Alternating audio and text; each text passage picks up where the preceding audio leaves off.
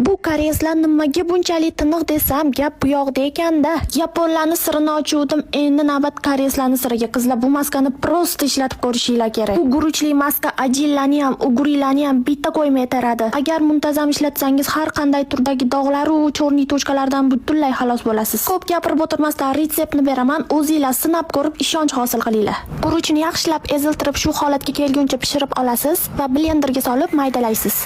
Alohida idishga solib, ustidan shakarsiz oddiy yogurt qo'shasiz. Yaxshilab aralashtirasiz va shunday mayin massa hosil bo'ladi. Maskamiz tayyor.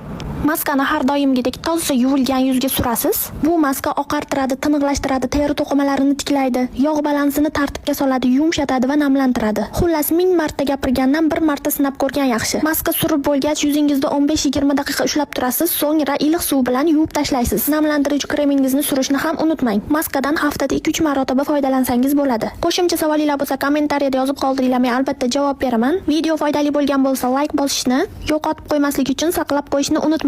O'zingizni ehtiyot qiling. Paka-paka.